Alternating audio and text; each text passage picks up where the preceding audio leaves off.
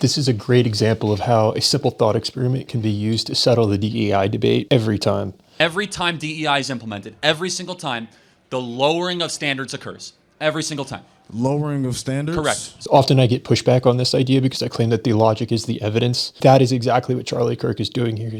Can I prove it to you? We both want excellence, right?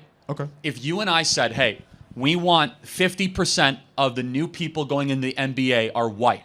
Okay. Would the NBA drop in its standard? First glance, you would say, well, there's no way to know that. Not necessarily. No.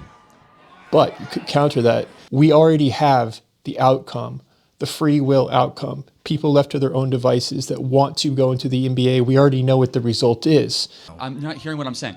If 50% of all new people going in the NBA were white, by decree, would the quality of play of the NBA decrease? We're now going to manipulate the ideal, optimal outcome that occurs when people are left to their own devices to suit a quota. Would the quality of play in the NBA decrease? Yeah. No, if they're the same standard of basketball player. Hold on, let's talk realistic.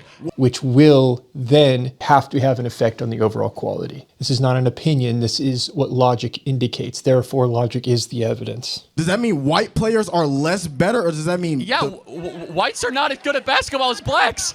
Okay. I mean, we got some big... Everybody calm down. Now, this is getting to a generalization. I don't think it has anything to do with which race is better at basketball, even at this point in the argument. The point is that when left to their own devices, we have the result. Then we're going to change that. Let's implement DEI in the NBA. Okay. If all of a sudden 50% of all the players have to be white... Therefore means we don't have the outcome that would otherwise occur when left to your own devices. Which means they have to say no to otherwise good black players. There was a time where this happened, right? Well, no, So he starts to try and veer away from this to divert. You understand that there was a time where the exclusion of African-American players was in the NBA, right? But that has nothing to do with the thought experiment being laid out. No, for sure. I acknowledge that. And the league got better as blacks were allowed in. Did it get better, or did we just integrate ourselves in? Black players did integrate in based upon merit. The players in the league averages around that time weren't worse. We just got better. Hold on. Do you actually think that... Why is it that 75% of the NBA is black? Right now? Yeah. I mean, well, it was a certain point around 1965 No, why where is a it? law Answer the passed question. Why can't he answer that question? Those are the best players, happen to be black. That would be the simple answer to that. Why is it that 75% of the NBA is black? Because we integrated into the league. No, because the best players are allowed to play in the NBA. Well, actually, the best players in the NBA are European born. Well, they're not even African American. I mean, maybe there's a small subset of highly skilled European players, but the point Charlie was making is that 75%, according to this thought experiment, of the players are black. What would that logically indicate? And that's pretty simple. Oh, we're very integrated within sports, but what does that prove? That proves that the NBA is not built on DEI, it's built on excellence. excellence. The NBA isn't proof. So when you mention DEI, you're now saying that it's... You obviously don't know what DEI is. DEI... I know what DEI is if you're not giving me a proper explanation on DEI what is it is. racial quotas. I'm shocked by how many students in college do not understand what this word means, yet it's being thrown around so frequently. Racial quotas? Yes. You've never heard of DEI before. So it's fascinating how stunned he is by this idea. Racial quotas. What? Do you know what a racial quota is? You have to have a certain amount of a certain race. That is what United Airlines did. Mm-hmm. We must get to 50% of our pilots to be black or women. Okay. Therefore, if the NBA said 50% of our players have to be white, I guarantee you, we could try to get as many Serbs and Croats as possible. It's not going to make the NBA the best league. Instead, the NBA has a policy of which the NBA and the FAA and the United Airlines should have the same policy. It doesn't matter the color of your skin. It matters how good you are at what you do. So excellence matters. Wait. Okay. So what you're saying is, everybody's good? So what you're saying is the NBA is a great example No, it's a bad example. Because in the example that I gave you, I said when you say a black or female pilot might be less qualified because of DEI, what you're implying is that they didn't earn their spot. Correct, they didn't, because that's what DEI does. If you were to point to a female pilot and claim that was a DEI hire, there's not a logical basis for that assumption. But if you are going to put a quota in place, that's a completely different statement. That's what you're implying? Because you're there because of the quota, not because of excellence. Does DEI give you the opportunity because of who you are, or does it open up access? It could be opening up access. Point is, What are you trying to achieve? Is it equality of outcome? Why is it that only 8% of pilots right now for United Airlines are black or female? It's actually 3%. Oh, that proves my point even more. And no, it doesn't. It's guys, DEI is the reason why they're not in these positions. DEI is the reason there are not any of these positions? That doesn't make any sense. But it's because they're listen. Man, you are making no sense at all. That's cool.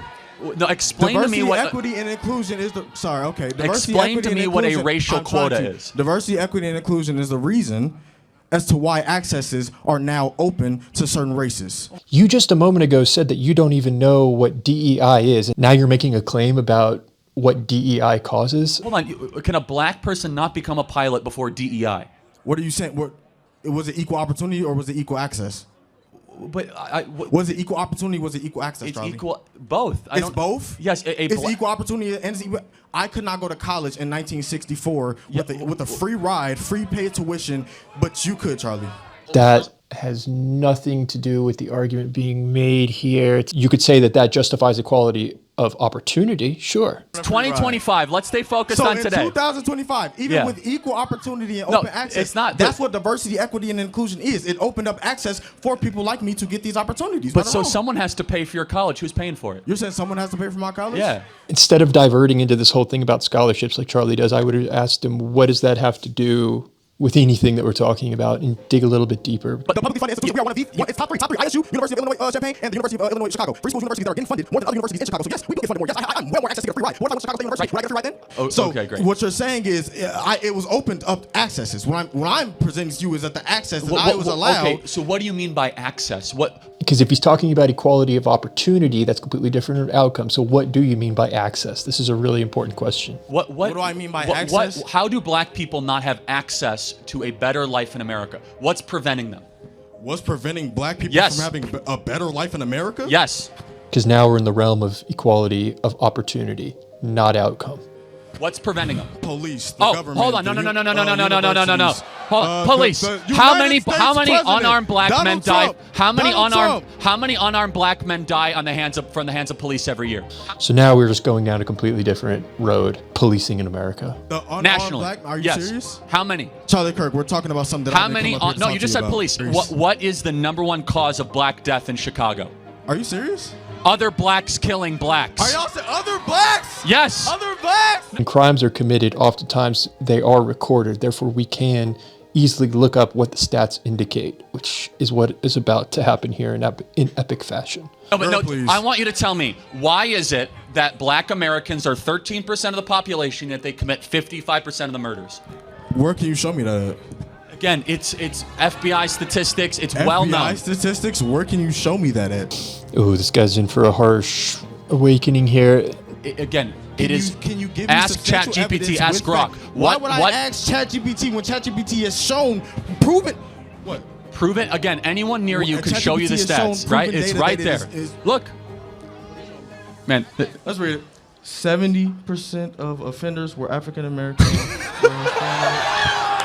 Wait, pull it back up. Boo, yeah. Well, he was nice. He was good-spirited. He even asked for a hat. So, Charlie, for the sake of myself, I really do appreciate the ability to debate with you, man. I want you to think about what I asked you. Okay, you mind if I have a hat? Yeah, sure. Thank you. Thank you.